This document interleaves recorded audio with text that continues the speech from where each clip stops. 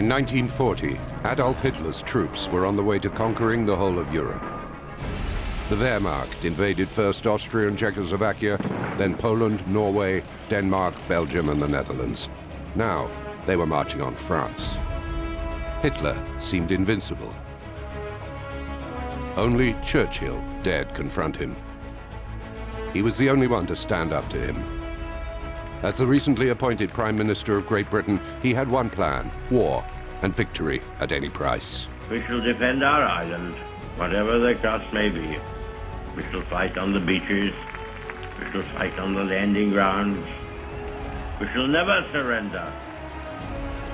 All through the long fight, he would wage war from the front line and support his people with all his force. His fierce resistance would change the course of history. He was the last bastion.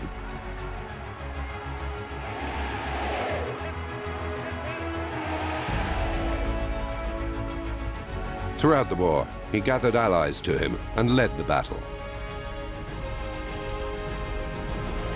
But where did he get his formidable powers of persuasion? His will to win at all costs?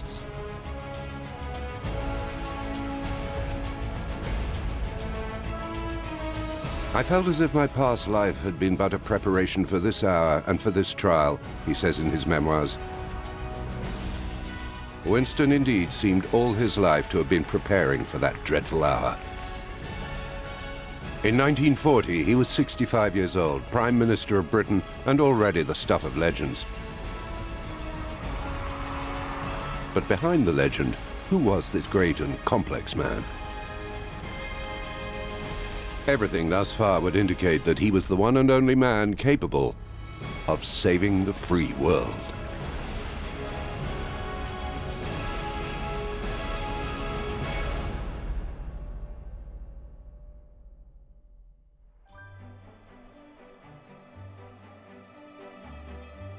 Winston Churchill was born into one of England's most celebrated families. It was his ancestor, the Duke of Marlborough, who in 1704 defeated the troops of Louis XIV and was given Blenheim Palace as his reward. And it is in that 320-room palace worthy of Versailles that Winston Leonard Spencer Churchill is born in November 1874. His father, Lord Randolph Churchill, is a brilliant, fiery and unpredictable politician, a member of the Conservative Party, but who supports liberal reforms. His American mother, Jenny Jerome, is a beautiful and flighty socialite whose many lovers, often titled men, include the future King of England, Edward VII.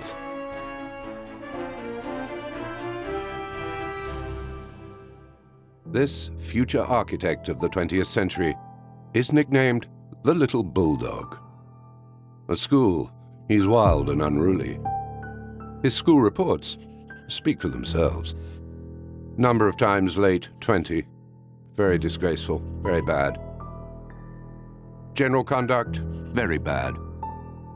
Is a constant trouble to everybody and is always in some scrape or other. He has no ambition.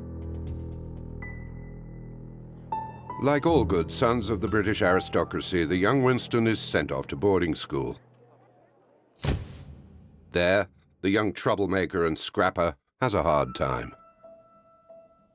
"My dear Mamma," he writes home, "do attend to my letter. I am so wretched. Even now I weep. I'm so very unhappy. Please, do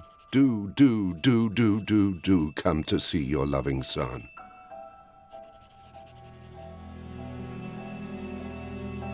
But the Churchills are too busy with socializing and garden parties. Winston receives no more than one visit per year. Despite this lack of affection, Winston at 12 years old greatly admires his father. He learns all his speeches by heart and fills endless albums with articles and cartoons about him.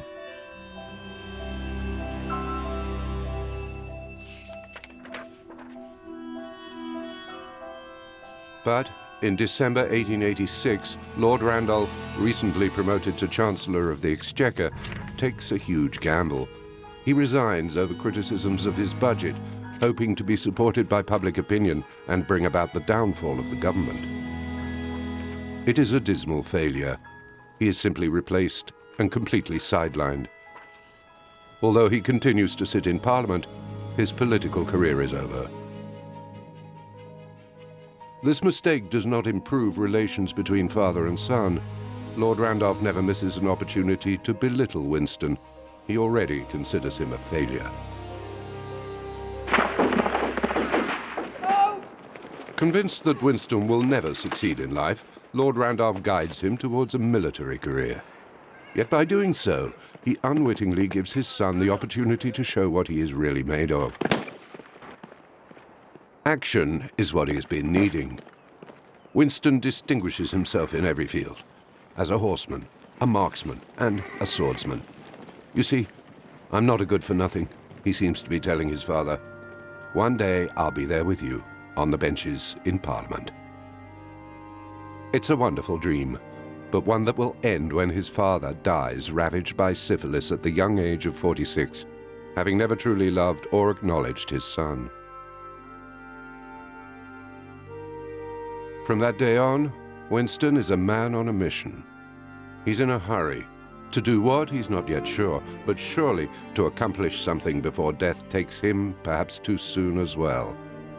He may have been an unworthy son, but now he will strive to become an illustrious descendant of those ancestors, the Marlboroughs, the saviors of England.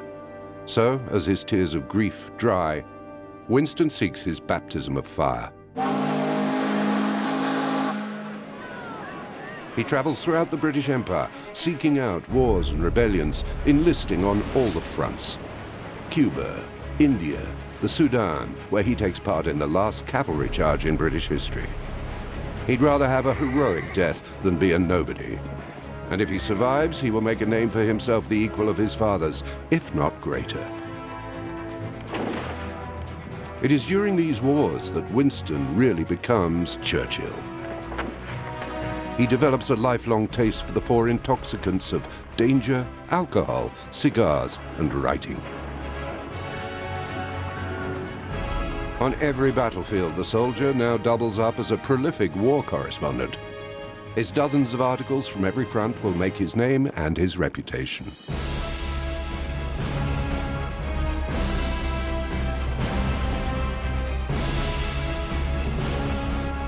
War is raging in South Africa, so he rushes off there. With fearless heroism, he saves the crew of an armored train. He is taken prisoner. He escapes. A price is put on his head, £25, dead or alive. After 3 weeks of wandering, he manages secretly to hop a freight train and arrives back at base in triumph. In 1900, the injured are all being evacuated to England. Winston arrives home without a scratch. 5 years of war and 3 books telling of his campaigns have made him a hero in defense of the empire. This hard-won notoriety will allow him to realize his dream of entering Parliament to sit beside the ghost of his father. At age 26, he is elected under the Conservative Party banner. Churchill's political career is meteoric. He fiercely defends his ideas and has no hesitation in leaving the Conservative Party to join the Liberals. He is reviled by the Conservatives, who call him the Blenheim Rat for his betrayal. Churchill, though, takes no heed. At 32 years old, he enters government as its youngest member for half a century. With all this political success, Winston completely forgets his personal life. His mother, though, won't let matters rest. He becomes engaged to Clementine Hosier, a Scottish aristocrat 10 years his junior.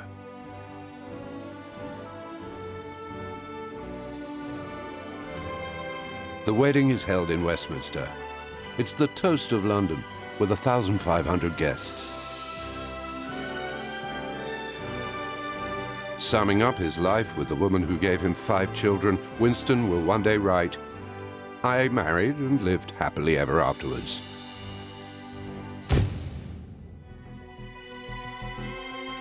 He's happy in his political life too.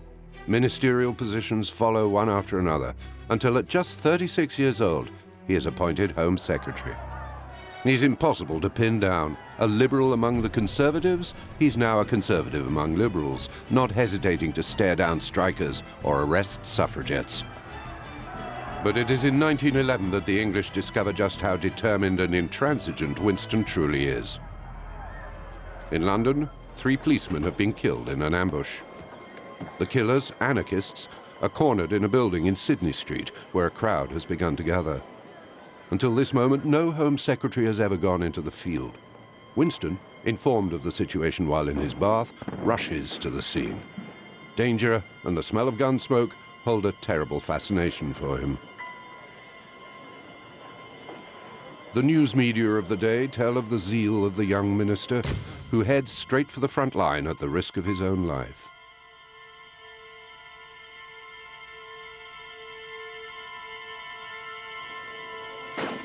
After several hours of the siege, keen to be done with the matter, he orders the building to be burnt to the ground. Churchill won't allow the fire brigade access, so the insurgents die, burned alive in the blaze. Photos of the minister are on every front page. His opponents seize the opportunity to present him as an irresponsible adventurer, a reputation that will stick. To one of his colleagues who reproaches him for going to the scene, he replies, "Don't be cross, it was such fun."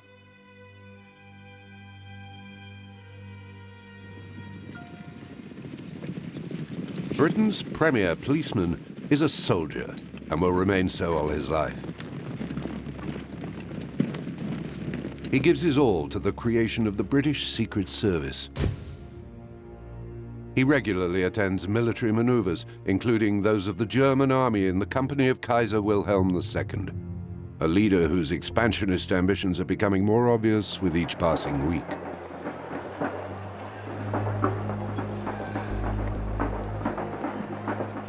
For Churchill, there is no doubt, Germany is striding towards war.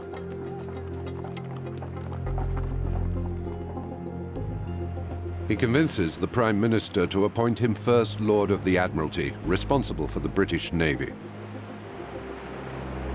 For Winston, this is a great honor. On board the Admiralty yacht that is now his floating office, he throws himself heart and soul into his work.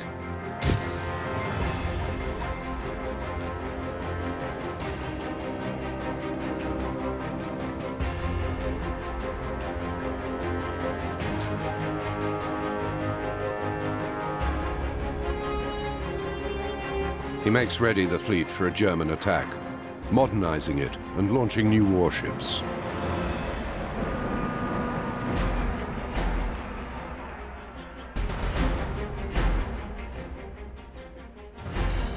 He's constantly innovating. Being First Lord of the Admiralty does not curb his interest in aviation, and he immediately sees its military potential. His reforms will result in the creation of the Royal Naval Air Force. These innovations are all expensive. But Churchill defends his spending so eloquently that in March 1914, MPs vote in the most significant naval budget in British history. They won't regret it. When war breaks out, in August 1914, the British fleet is ready. The First World War is a war of positions. The armies face each other along hundreds of kilometers of trenches made up of mud and the tens of thousands of dead. For Churchill, holding back and doing nothing is simply inconceivable. He wants to move the front, create a new one, take Germany by surprise by cutting it off from its ally, the Ottoman Empire. And that means crossing the Dardanelles Strait, the only access route to Constantinople. But the Turkish defenses have been underestimated. Throughout 1915, all attempts to land in the Dardanelles will be miserable failures, and evacuating the Allied troops will be a bloodbath. It ends with 100,000 Allied dead and 150,000 casualties. It is for Britain one of the greatest disasters of the First World War. A disaster for which the politicians want Churchill to pay the price. The Conservatives have not forgotten their betrayal by the Blenheim rat, and now they want his head. Rejected all round, he is forced to resign. And the mighty Churchill has a long way to fall. Like his father, Lord Randolph, 30 years ago, the heir to the Marlboroughs has failed. Left with nothing to do, he plunges into a terrible period of depression. He calls it his black dog. For the first time in his life, Winston can see no future for himself. After 15 years of continuous political ascent, everything has fallen apart. The former minister, soldier, writer, and MP will drown his sorrows in drink, tobacco, and an unexpected new pastime, painting. But Churchill is consumed by the need for action. Now 40 years old, he gets himself assigned to the command of a Scottish battalion fighting in Flanders. Within 6 months, Winston has got his old energy back. He returns to London, where publication of the Dardanelles report restores his spirits. He is finally appointed Minister of Munitions. In 1917, he equips the 500,000 American soldiers who land in Europe, and has thousands of tanks built. These are the tanks he dreamed of when he was the First Lord of the Admiralty. He built their prototypes back in the naval yards. In August 1918, they break through the front and penetrate to 400 kilometers behind German lines. It's the beginning of the end for the Kaiser's army. It's also a personal triumph for Winston, one that allows him, at least temporarily, to forget the shame of the Dardanelles. 3 months later, in November 1918, the armistice is at last signed. Churchill will hold a succession of ministerial posts, war, aviation, the colonies, until fate and the vagaries of politics clip his wings. Winston is overtaken by events. First, his youngest daughter, Marigold, dies, following a sudden onset of meningitis. Although still grieving for his daughter, Winston is faced with a new election campaign. He is prevented from taking part by an attack of appendicitis. Now, the only card he has left to play is his carefully tended public image. He has himself taken to vote in a wheelchair, yet even this does not prevent him losing the election. Much later, he will write, "In the twinkling of an eye, I found myself without an office, without a seat, without a party, and without an appendix." The blows come thick and fast, but Winston will rise above them. 2 years after he leaves the government, the Conservatives offer him a constituency and a portfolio, Chancellor of the Exchequer, like his father 30 years ago.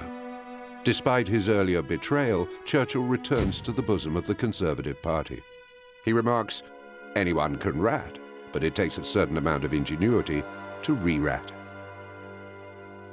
Appointing Winston is a way for the Conservatives to neutralize him. He's so brilliant that it's better he be in the government than on the outside, free to undermine any initiative that does not please him. It's now 1925, and Churchill, the human whirlwind, has been in politics for a quarter of a century. He has become an orator without equal, daring to address Parliament in ways that make more than one MP shrink in his presence. One day, the MP, Lady Astor, spits at him, "If I were your wife, I'd poison your coffee," to which Churchill replies, "Madam, if I were your husband, I'd drink it." But Winston is a very poor chancellor, and the crisis of 1929 sweeps the government out of power. Winston loses his ministry. The Conservatives hold him responsible for the defeat. Once again, he's a leper in his own party.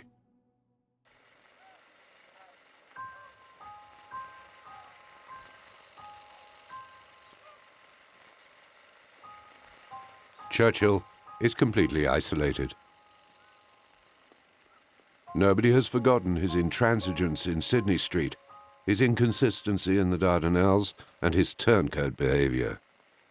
Along with his support for King Edward VIII, who wants to marry a commoner, it all makes him the country's most unpopular MP.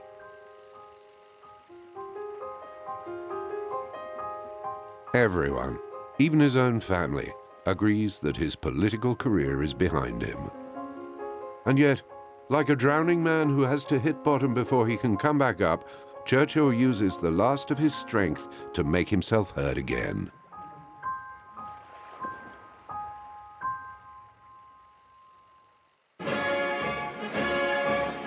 Alone among the entire British political class, he warns Parliament of the danger of Hitler's rise to power and the illusion of pacifism.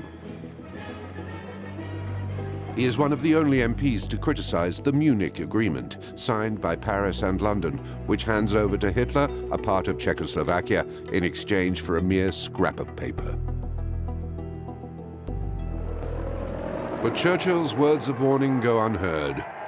Prime Minister Neville Chamberlain returns from Munich triumphant.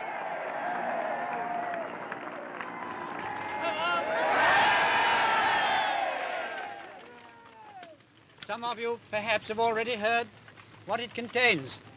We regard the agreement signed last night and the Anglo-German naval agreement as symbolic of the desire of our two peoples never to go to war with one another again. God bless you, Mr. Chamberlain. You know we're all with you. And when we shout, God bless you, Mr. Chamberlain. For the English, Chamberlain is the hero who has kept the peace.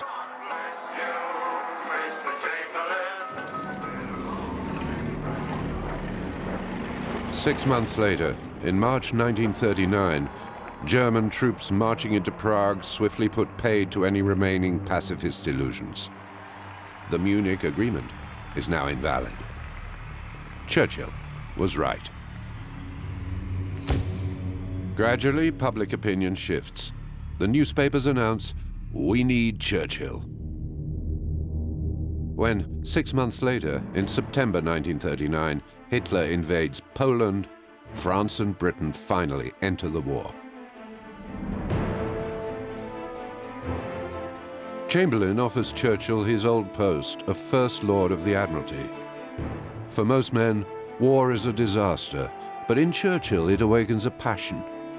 At age 65, he is full of energy. The bulldog has become a lion. His fellow ministers may be cursing their excitable colleague, but they're forced to hide their resentment. Winston is untouchable, the government's one true soldier. Chamberlain proves to be a disastrous wartime prime minister, and he pays the price for it. Goodbye, Mr. Chamberlain, and thanks for all you've tried to do. We welcome the new Prime Minister, Mr. Churchill.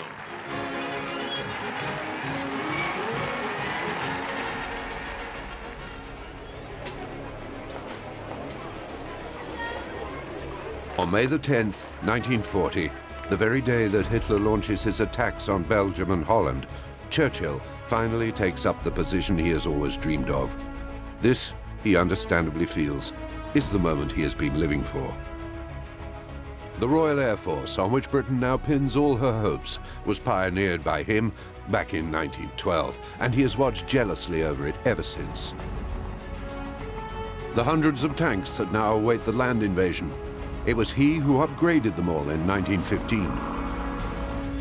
MI6, now in intense preparation for the invasion, was created 32 years ago while he was Home Secretary. And most of all, the Royal Navy's new ships were built by him as First Lord of the Admiralty between 1911 and 1915. For Winston Churchill, the war that has just been declared is a personal matter and the high point of his career.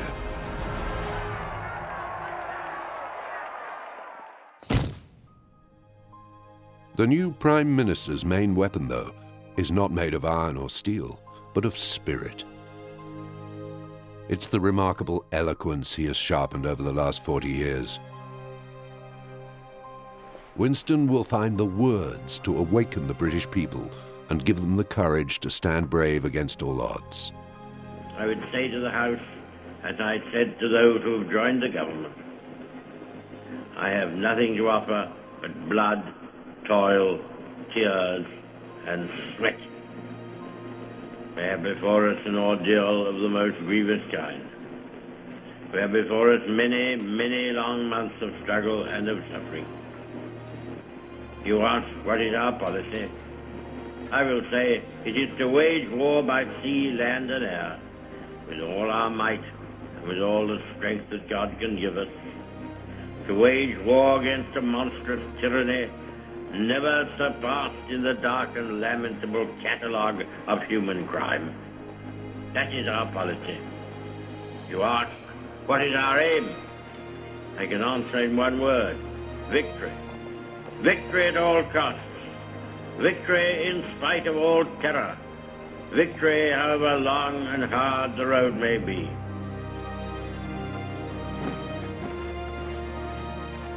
Listening to him, even the opposition are in tears.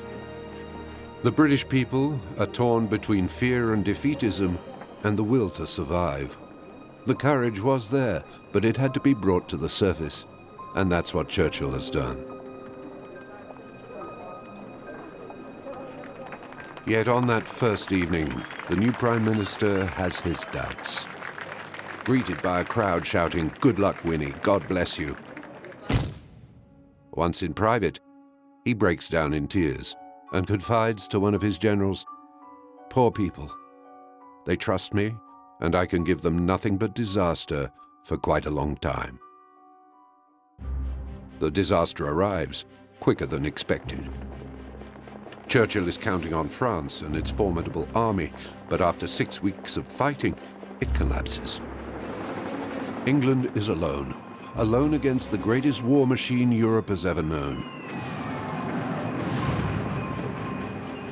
The situation seems so hopeless that some ministers are considering negotiating with Hitler. Churchill categorically refuses to do so.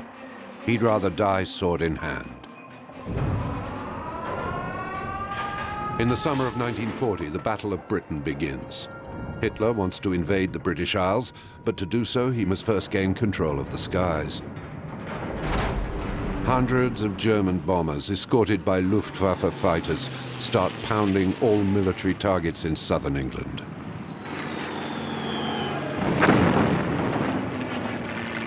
A fierce battle for the skies ensues between the German Messerschmitts on one side and British Spitfires and Hurricanes on the other.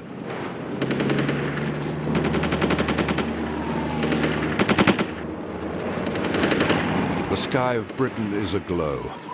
Yet despite the pilots' bravery, within a fortnight, the Royal Air Force is near to losing control of England's southern airspace.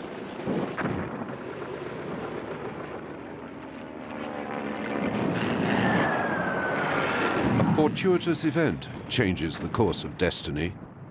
On August the 24th, a German pilot commits a navigational error and drops his bombs on the outskirts of London. For Churchill, this is provocation. He orders the bombing of Berlin to start the next day. His generals try to dissuade him. Berlin, they say, is too far away. But Churchill is determined, and now he's angry. Most of the planes are shot down or forced to turn around. Only a handful of pilots somehow manage to drop bombs on the outskirts of Berlin. It's a risky operation and has totally unexpected consequences. Hitler cracks. Berlin bombed? He will not tolerate it. In his fury, Hitler orders his air force to burn London and all major British cities to the ground. The operation is named Blitz Lightning. Hitler is convinced England will be on its knees within a few days.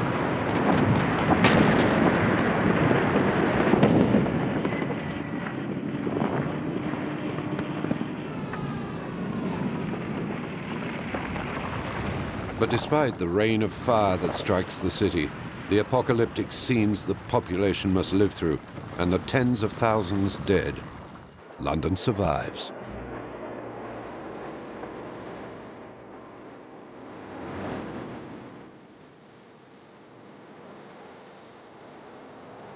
Throughout the Blitz, Churchill is constantly on the move, keeping morale up in the worst-hit areas.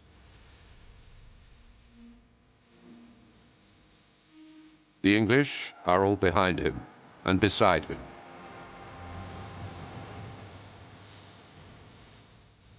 Hitler was convinced that the morale of the British would collapse as well as that of their leader. Not at all.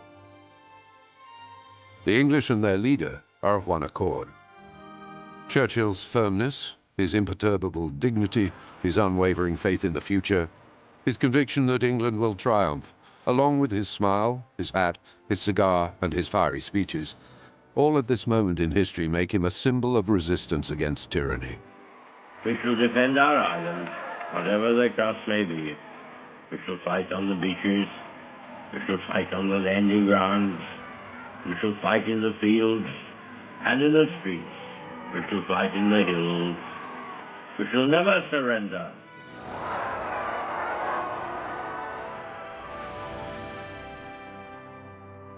At this point, England is Churchill, and Churchill is England.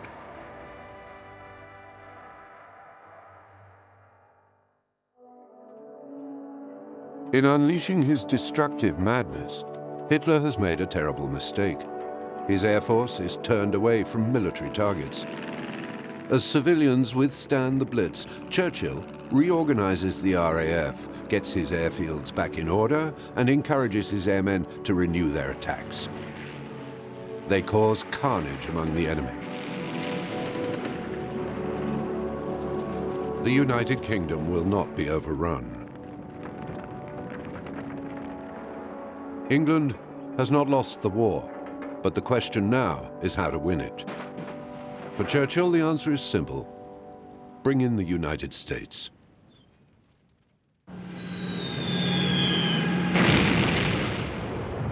On December the 7th, 1941, the US base at Pearl Harbor in the Pacific is attacked by the Japanese. America is at war. 2 weeks after Pearl Harbor, Winston is in the United States. He has to convince the American Congress not to leave the European battlefield and to continue to support Britain. It is one of the most important speeches of his life. Members of the Senate, Prime Minister of Great Britain, the Right Honourable Winston. On the 26th of December 1941, masterfully combining humor, eloquence, and determination, the master wordsmith surpasses himself. That if my father had been American and my mother British, instead of the other way around, I might have got here on my own. What kind of a people do they think we are? Is it possible they do not realize that we shall never cease to persevere against them until they have been taught a lesson which they and the world will never forget?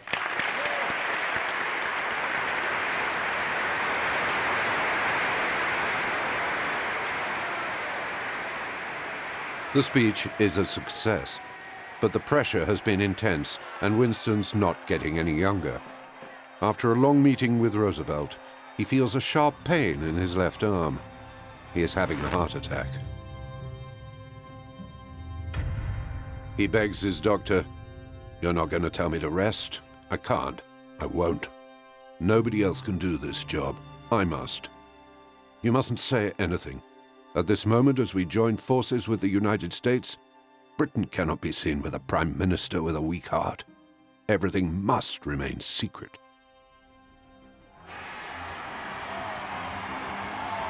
After a few days of forced rest, the old lion is back in his usual top shape.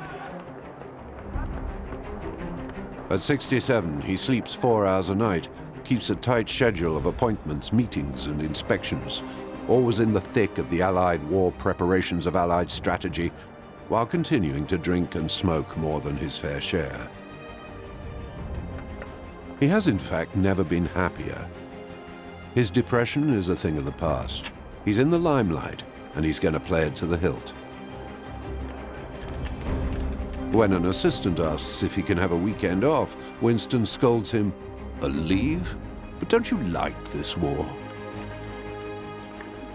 These images of a man and of a people united and confident seem to promise a victory that still looks a long way off. Everywhere, on all fronts, the Allies are suffering terrible defeats.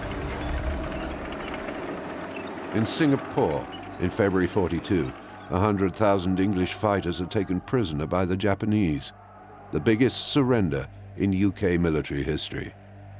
But despite all the losses and the drama, Churchill never stops believing in victory. Now, in a repeat of 1915, he wants to surprise Germany and Italy from the rear.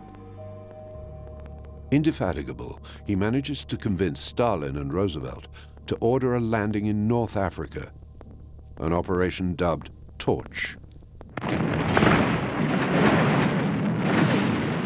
On November the 8th, 1942, English and American troops land in Oran, Algiers, and Casablanca.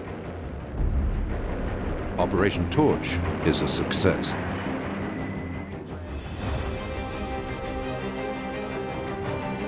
Churchill can breathe again. The scent of victory is finally in the air. This is not the end. It is not even the beginning of the end. But it is perhaps the end of the beginning.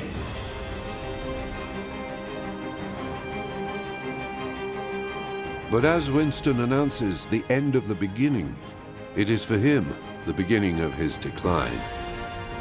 In 1943, Allied military successes are on the increase. Yet despite Churchill's heroic tours of the battlefields, it is Roosevelt who is now taking charge. And when the three leaders meet in Tehran in November 1943, Churchill is painfully aware of his weakness. Between Stalin, who is holding off nearly 200 German divisions on the battlefield, and Roosevelt, the great provider of arms and equipments, he's not punching at the same weight. "I realized at Tehran what a small nation we are," he will write. "There I sat with the great Russian bear on one side, and on the other the great American buffalo. Between the two sat the poor little English donkey, who was the only one who knew the right way home." He was the bulldog, the old lion. Now he compares himself to a donkey. Depression is not far off. But the war is not over, and he has to keep going.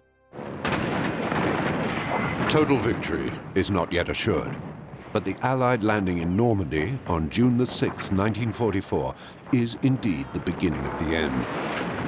Still intoxicated by the smell of gunpowder, Winston dreams of being there in the front line, but the king has forbidden it. The war is not yet over, and the old lion is irreplaceable. Only 6 days after D-Day can he at last visit the battlefield. Winston Churchill now came himself onto the soil of Normandy. The visit was brief. It didn't take long for the Prime Minister to satisfy himself that all goes well on the first stage of the assault of Europe. The Prime Minister and his party returned to the destroyer Kelvin in complete confidence of still greater successes to come. The architects of victory returned home.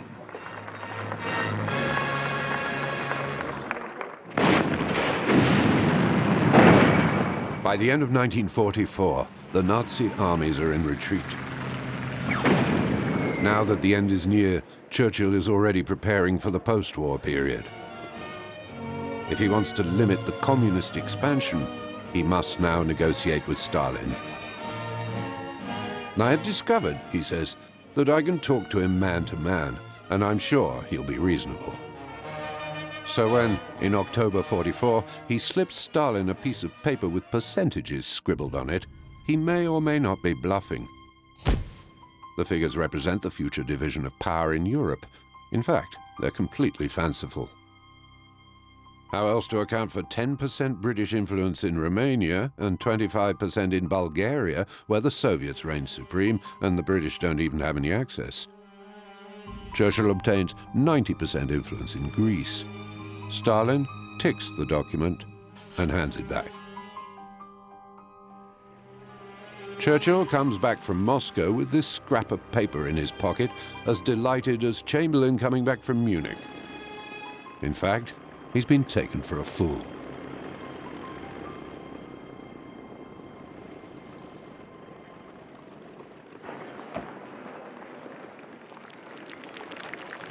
Four months later, in February 1945, Winston, the only man said to travel with more hat boxes than his wife, attends the Yalta Conference. The indefatigable septuagenarian is still trying to control the insatiable greed of Stalin, who is making vague promises of democratic elections in Central Europe.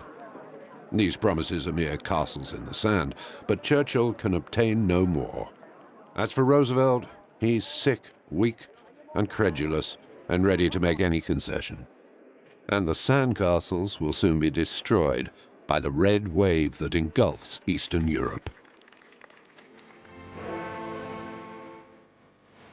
On May the 8th, 1945, Nazi Germany finally surrenders. Although elderly and infirm, Churchill has always stood solid as a rock and convinced his people that victory would be his. The whole of Britain applauds him.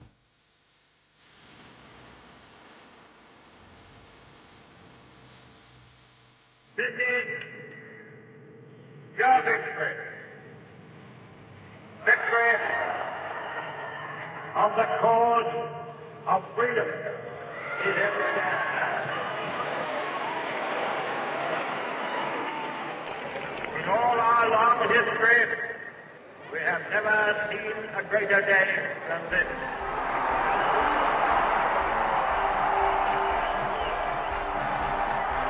For 5 years, Churchill has never stopped making history.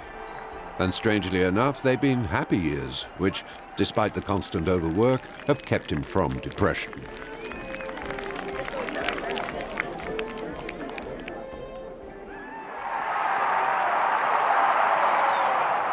The return to normality is brutal. Parliament is dissolved, and after leading an international coalition and becoming a figure of world renown, the old lion must now run for re-election. We're going to win. I can feel it in my bones. We're going to win. I ask you to give me a chance to finish this job.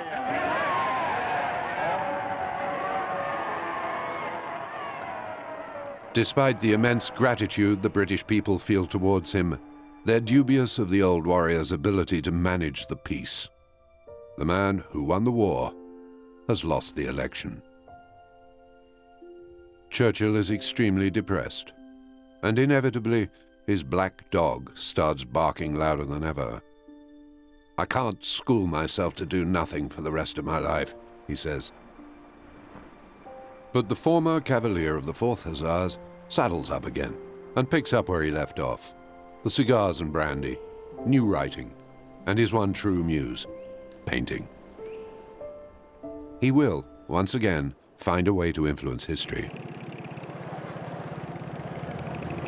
Invited by President Truman in March 1946 to speak at Missouri's Fulton University, Winston, no longer a player on the world stage, proclaims aloud what is being whispered in the corridors of power, that Soviet expansionism represents a new mortal threat to democracy. From Stettin in the Baltic to Trieste in the Adriatic, an iron curtain has descended across the continent. This speech, which marks the beginning of the Cold War, rings out across the century. But Winston has not simply exposed the problem, he is also proposing a solution. To deal with Soviet expansionism, the only course of action is to unify those European countries that have escaped its clutches. In Zurich, The Hague, and Strasbourg, he defends the same credo: the United States of Europe, whose Franco-German partnership will be the cornerstone of a European Council. It is an extraordinary vision, and one that has since come true. Messieurs et mesdames, prenez garde. Je vais parler Français.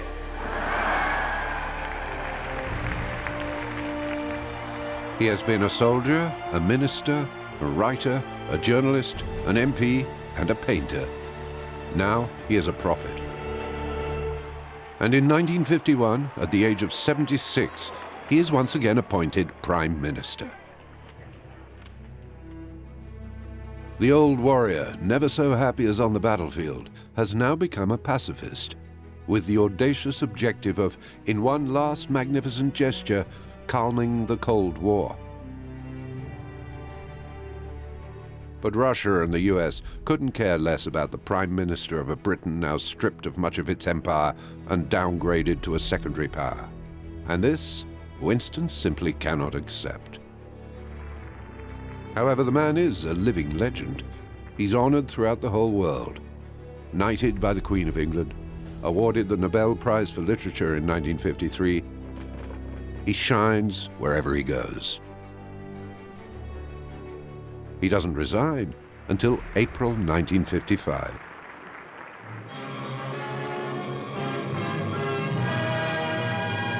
On April the 4th, an epoch in British history ended with the resignation of Sir Winston Churchill as Prime Minister. The man who in 1940 had said that he had nothing to offer but blood, toil, tears, and sweat, has paid his part of the bargain in full.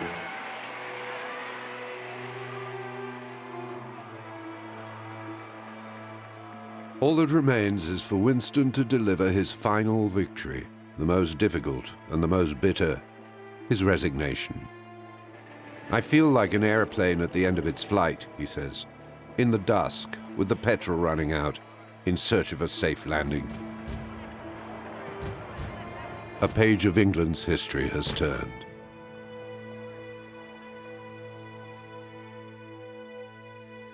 The last 10 years of his life are divided between his country house, long stays on the Riviera or the Onassis yacht, and even at the house of Marshal Tito.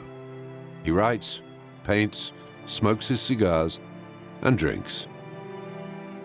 These are difficult and painful years. Winston suffers from hip fractures, pneumonia, and several strokes. They're years of long agony. Little by little, he's losing the greatest battle. Each hurried return to England for health reasons. Each time he is released from hospital, and every birthday is the occasion for much, mostly unwanted, public attention. Churchill stops painting for good. Idleness opens the door wide to his black dog, the faithful depression that will always return to its master. In the twilight of his life, he feels it has all been futile. He wanted a strong Britain and a world at peace, and he has ended up with neither.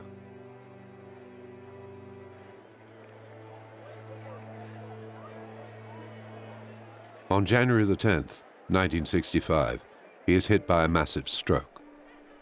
He loses consciousness and falls into a coma. When his secretary, John Colville, is asked if the moment is nigh, he replies, he won't die quite yet, not until the 24th of January. Because he always said he would die on the day of his father's death, and I'm certain he will do just that. 2 weeks later, on January the 24th, 70 years to the month, day, and hour after the death of his father, Winston Churchill passes away. Even his death then seemed like a last cry to the one who had so despised him and whose love he so craved.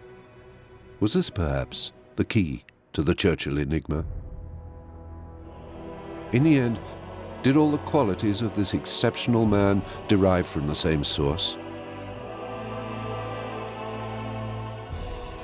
Warrior. It was his father who made a soldier of him when he was 20 years old. Speaker. It was by listening to his father's speeches and devouring all the newspaper articles on him that Winston learned to love politics. Man of ambition. He was driven to succeed where his father had failed and restore the shine to the family crest.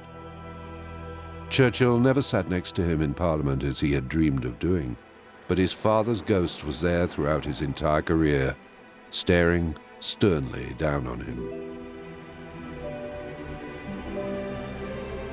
If only Lord Randolph had seen Winston in the summer of 1940, when he changed the course of history. He might then have admitted he'd been wrong about the boy, and had finally to accept him into the Marlborough clan.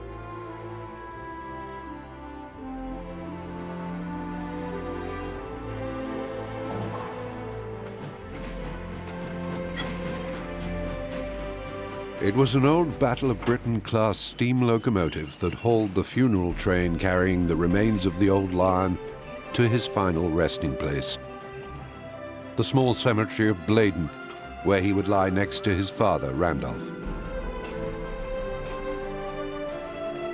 It's only just over a mile from Blenheim Castle, where Winston Churchill was born 90 years earlier.